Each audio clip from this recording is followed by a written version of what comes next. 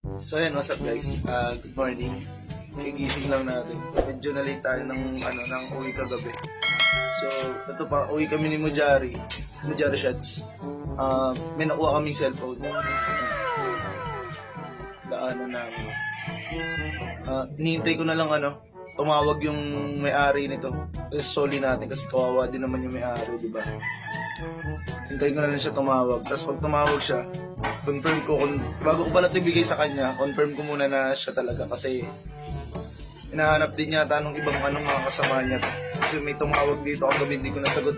Kasi tulog na nga, late nga kami nakauwi. So, hintayin ko lang tumawag yung owner nitong cellphone na to. Tapos, resoli natin. Diba?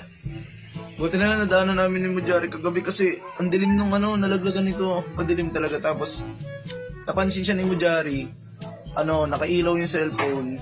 Nakailaw siya eh. Tapos tumunog to. Tapos biglang nawala. Tapos nalobat siya pag uwi namin. Chinarge ko ito pag naka-charge. Ngayon pagising ko ng umaga may tawag. Tulog kasi ako, hindi ko nasagot. Tapos hintay na lang natin ulit tumawag. Pag tumawag sila ulit, dadali natin, ihatid natin mismo itong cellphone sa kanila. So yun lang, samahan nyo ako mamaya paghatid natin itong cellphone. So ayun, what's up guys? Tumatawag na yung pakinggan natin. Hello po, good morning kuya. Hello. Ito sir, ako yung nakakuha, ako mismo yung nakakuha ng cellphone kagabi. Saan kayo sa mahabang parang to, di ba?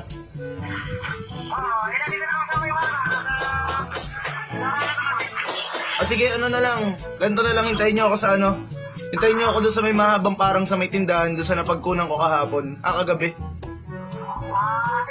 Sige, ako na mismo magdadala ron. Sige, mga tawag kapag nandun na ulit kayo. Dadali namin sa inyo yung cellphone. Okay, sige. Ingat kayo. Sige. So, yan. Tumawag na yung owner nitong cellphone. Para masoli natin. Kawawa din kasi, di ba? Ang ganda ng cellphone nyo. Di ba? Pero hindi natin para pag-interesan yung mga ganitong bagay kasi mas malaki yung kapalit nito. Tandaan niyo yan, mas malaki yung kapalit ng pagtulong natin sa mga tao na lalo na pagka ganitong mga gamit. Kasi hindi naman kasi basta-basta nakakabili ng ganito eh. Lalo panahon ngayon, ang hirap ng panahon ngayon, gawa't pandemic, di ba? So, soli natin to. Sama natin si Mujari Shots. Samahan niyo kami mag-soli kay Kuya. Tingnan natin ano magiging reaction niya. Siyempre, kahit ako, nawalan din ako ng gamit. Hindi ko na nabawi kasi kasalanan ko yun, medyo naging burara ako. Pero okay lang. At least, eto, nabalik natin. Di ba? So yun, samahan niyo kami ni Mujari.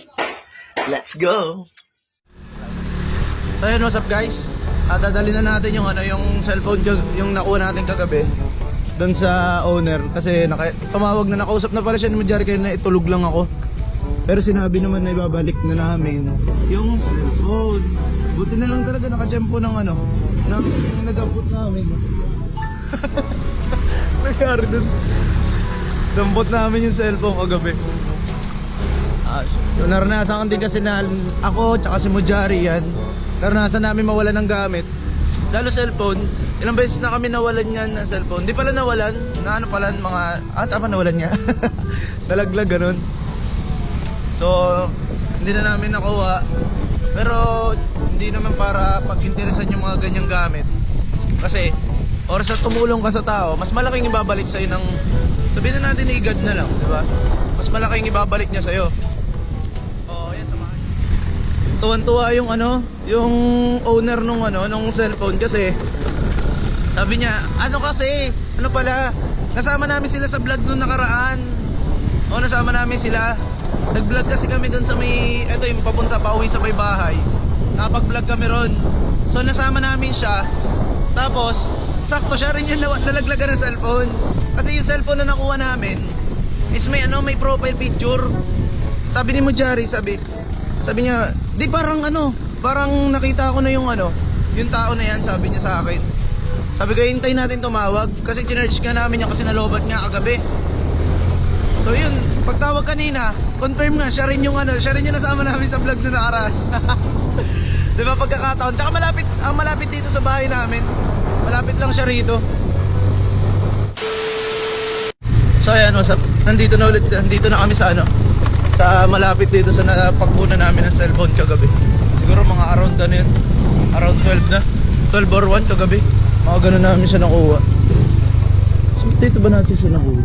So may kabila pa ano.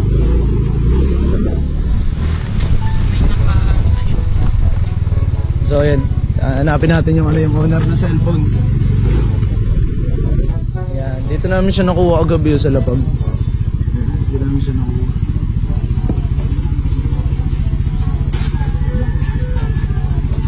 Ate, kilala niyo to? Ay, dali, sorry.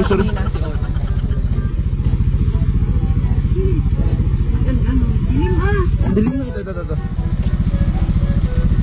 Raymond! Ako nalaglag yung cellphone niya kagabi. Nadampot namin dito.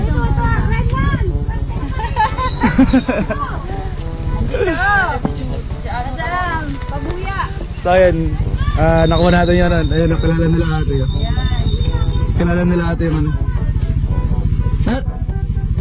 Kayo yung asawa tayo?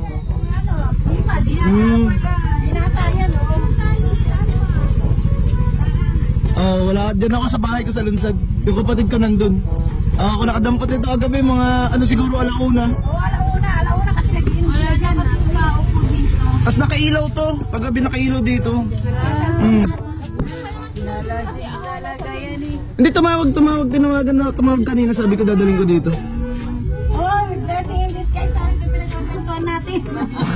Yan sa phone. Nasa biyahe yan eh. Nasa biyahe. Hindi, alam ko papunta na sila rito eh. Yun. Hintay na lang natin para na siya makakuha. Hintay natin.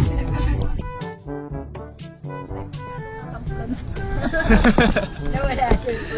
Alam ba? Hindi alam na naragdag pala. Hintay lang natin yung ano. Yung owner nitong ano ng cellphone. Unang tingin ko kasi si Chris Santo ang mga aba, nakatakon din. Ano nga po to eh, kagabi, nalobat. Kasi chinarge ko, kaninang madaling araw, tumawag sa kay, dito sa Oo, tumawag tayo, hindi namin nasagot kasi tulog na kami. Tas buti kaninang umaga, tumunog yung chinarge namin. Hindi naman po siya nabubuhay.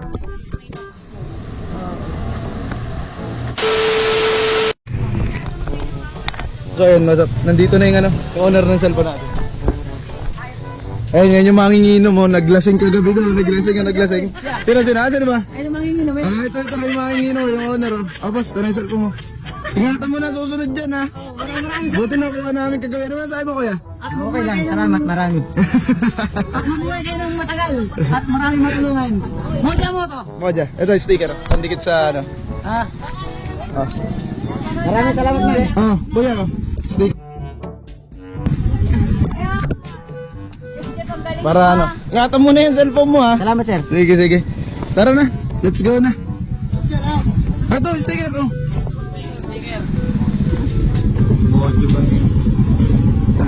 Tuloy na kami. Buti wala nakakuha. Ano yan namin nakuha siguro mga 12 or 1 kagabi. Malaw na nakabukas pa yan, nakailaw, tapos na may sounds. Sa sounds. Nakita niya ni Rika kagabi mo, Jari. Bumalik nga kayo, di ba nakalipas na kayo? Nakalampas na kami doon, binalikan ko sa cellphone. Sabi niya, cellphone niya daw. Ingatan mo na, yung pag-inom, bawas. Tutuloy na kami. Salamat. Sige. Salamat, sir. Sige. Ano tal? Buti kami nakadampot kagabi. Ay. Salamat, ah. Sige. Ano sabi mo? Mas madam. Ikaw, di ba lang yung nakikita ko lagi? Iba pala, mababok mo na nakalagi ang atali yung ano. Hindi, nagpagupit yan. Ako rin yun, yung may NMAX tsaka naka KTM. Oh, ikaw. Sa akin din yun. Ay, siya nga. Ito, isa. Madali ka. Sige, tuloy na kami. So ayun, what's up? Nasoli na namin ni Mujari yung yung cellphone ni Kuya. Nakakatuwa lang, di ba? Nakakatuwa si Kuya, hindi siya makapaniwalang napagit yung cellphone. Saglit na confirmation lang yung ano namin kasi may alis din kami ni Magyari, may biyahe kami. May gagawin kami. So yan, ang ano lang natin, laging ingatan yung mga gamit, lalong-lalo yung mga personal na gamit. Tapos, isa pa, paalala rin ni Moja, paalalang Moja syempre. Oras na may makuha kayo na hindi sa inyo, na gamit ng iba, mas okay na ibalik yan. Mas okay na mabalik sa may-ari kasi wala kang mahihingi na kapalit sa kanila. Pero ano, mas malaki yung balik ni God dyan sa inyo. So yun lang, tapusin na natin yung vlog natin dito. Shoutout nga pala sa Team Mojo Moto, yan. Kaya maging honest tayong lahat. Peace out!